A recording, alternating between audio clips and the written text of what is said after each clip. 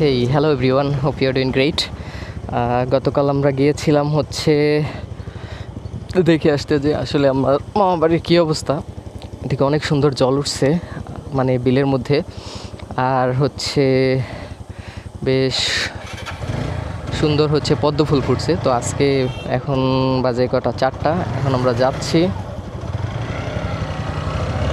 আমি পুলক আর অরূপাসের সাথে। পরে আমরা বাপনও ওই দিক দিয়ে আসছে, বাপনকেও হচ্ছে আমরা সাথে নেব। তো এই হলো আমাদের আজকের প্ল্যান। সরি ফর অরূপ, ওর আসলে ওর সাইজের কোনো হেলমেট আমাদের কাছে নেই। এখন ও যাওয়ার জন্য মারছে, অনেক পাগল হয়ে গেছে, যে কারণে ওকে নিতেই হচ্ছে। বাট ওর সাইজের কোনো হেলমেট নাই, তাই কিছু করার ছিল না। আর গ্রামের দিকে সবাই হেলমেট ছাড়া চালায় দেখছি, তাই আমরাও একটু রিস্ক নিয়ে নিলাম। আরে বাইক মানেই পুরোপুরি রিস্ক, তার উপরে আর একটু এক্সট্রা। তবে খুঁজ করছে মনের ভিতরে। আসলে আমি কখনোই নিয়ম ভেঙে রাইড করি না, I mean most of the time.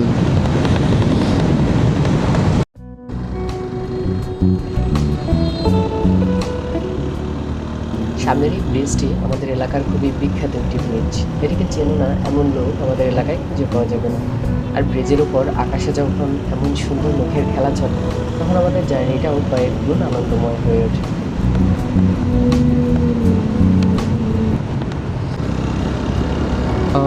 আমরা বেসিক্যালি পৌঁছে গিয়েছি। এখন ওদেরকে যেখান দিয়ে আমরা নৌকায় যাব, পুলক আর অরূপকে ওখানে বসে রেখে এসেছি, ওরা নৌকা ম্যানেজ করে ফেলবে। আর আমি হচ্ছে যাচ্ছি বাপনকে আনতে। বাপন আর একটু সামনে এসে অপেক্ষা করছে, তো বাপনকে আমি নিয়ে আসতে যাচ্ছি। এখন বাজে হচ্ছে 4:26। হোপফুলি আমরা বেশ ভালো সানলাইটই পাবো, I mean the golden hours of the day যেটা।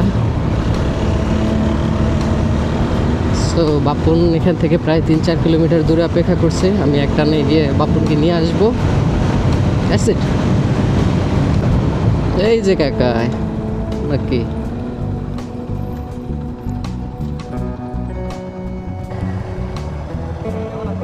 এই তো এটা এই কথা জিজ্ঞাসা, এখন এই কথা তো ফার্স্টে জিজ্ঞাবি। ঠিক আছে, নিছিস? দিব বুম বুম। ওরা কি মুখো ভিডিও করতে আছে? মুখো না, নিজে গো মুখই করতেছিল।